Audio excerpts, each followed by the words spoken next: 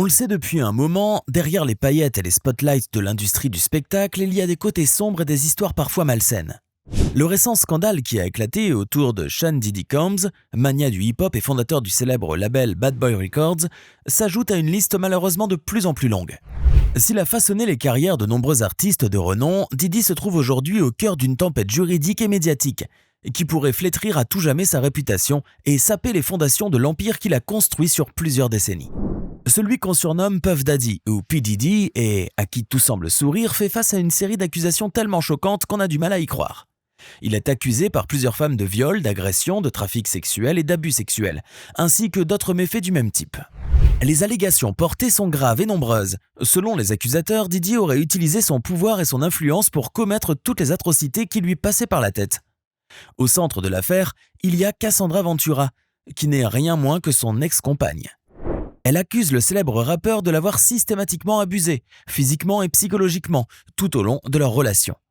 Son témoignage et celui d'autres femmes qui, comme elle, ont osé évoquer publiquement cette histoire, révèlent une facette très sombre de Diddy. D'après elle, il aurait manipulé et contrôlé ses victimes au point de les déposséder de leur volonté et de leur liberté. De quoi Diddy est-il exactement accusé ? Quels sont les tenants et aboutissants de cette affaire qui s'annonce complexe ?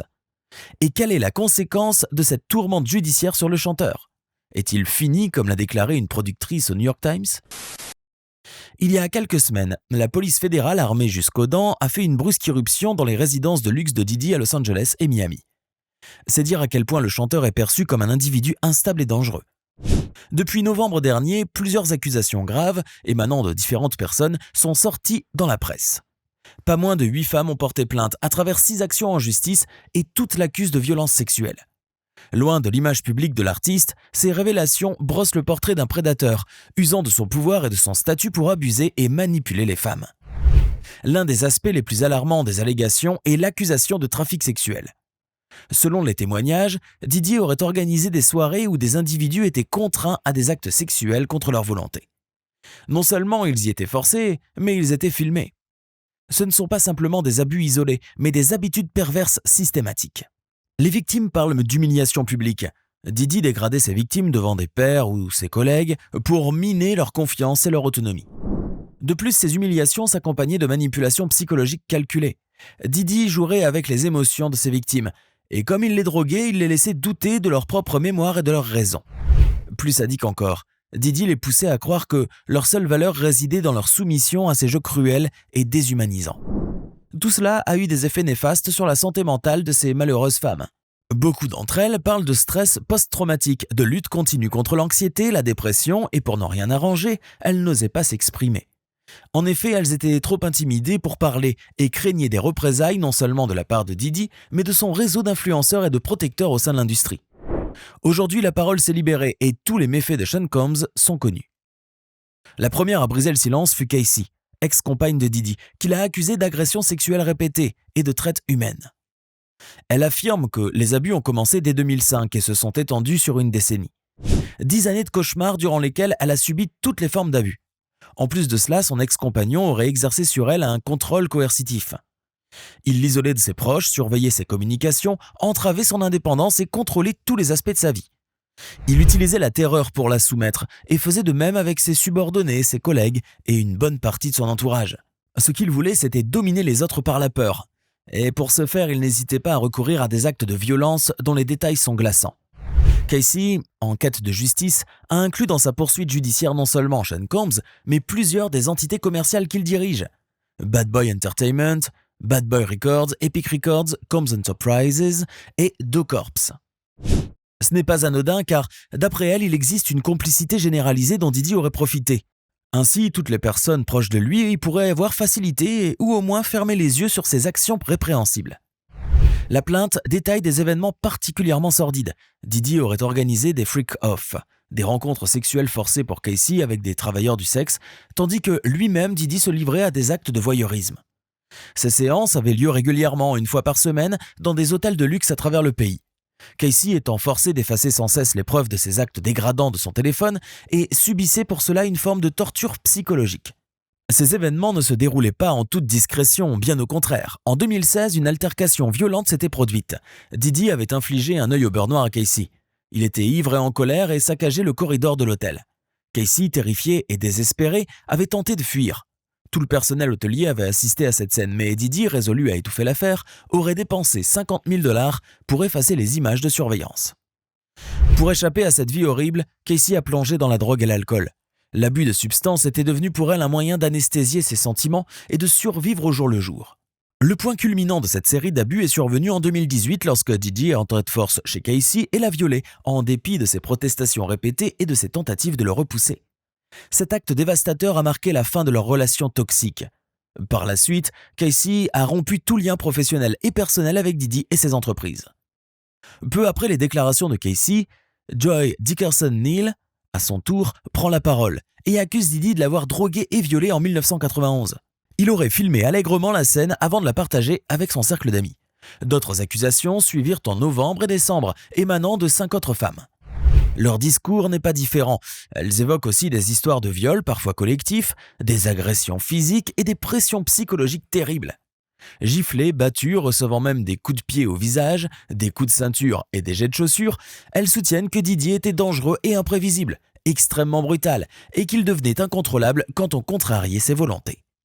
Le plus récent à s'exprimer est Rodney Lilrod Jones. Oui, un homme. Il accuse aussi Didi de l'avoir drogué pour le contraindre à participer à des actes sexuels non consentis. Il ajoute même que, depuis longtemps, Didi organisait régulièrement des soirées de débauche, décrites comme des sex trafficking parties. Dans ces soirées, hommes et femmes étaient forcés à des actes sexuels contre leur volonté, tout en étant filmés.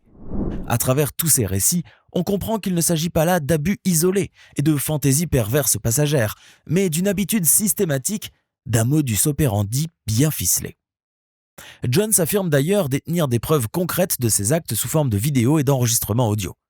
Ces documents, s'ils sont rendus publics, pourraient corroborer ces dires et surtout fournir les preuves les plus tangibles contre Combs dans le cadre des procédures judiciaires. D'autres plaintes sont apparues. Il y en a tellement qu'on aurait du mal à toutes les détailler. Un ancien étudiant de l'université de Syracuse déclare avoir été victime d'un revenge porn après avoir été drogué par Combs. Le chanteur Aaron Hall, lui aussi, affirme qu'il a été violé et agressé dans le début des années 90.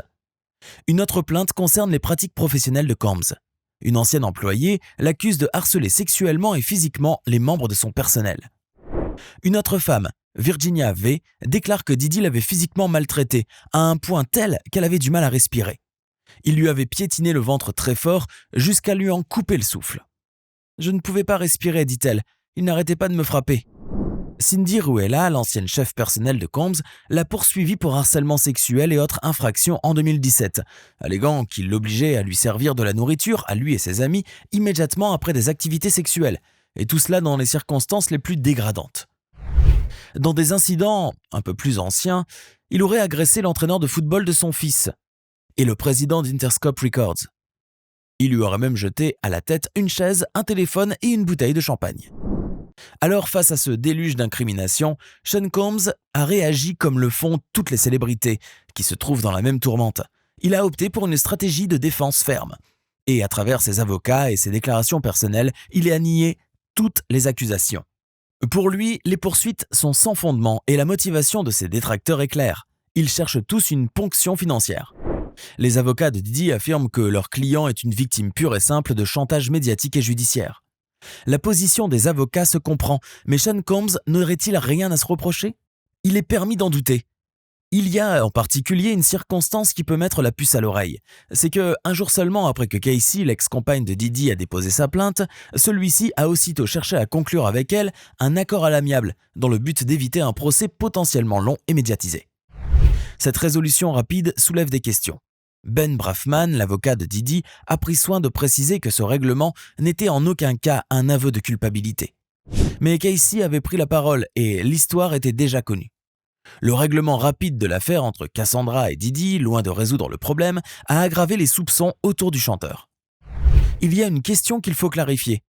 Tu te demandes sûrement comment ces victimes peuvent intenter un procès à Didi pour des faits qui se sont déroulés il y a très longtemps, alors qu'en principe, il devrait y avoir prescription. Eh bien, la chose est possible grâce à une loi appelée Adult Survivors Act, ASA. C'est une bouée de sauvetage pour les victimes présumées et une épée de Damoclès pour Didi. Cette loi, promulguée dans l'État de New York, change beaucoup de choses dans la manière dont les affaires d'abus sexuels sont traitées juridiquement.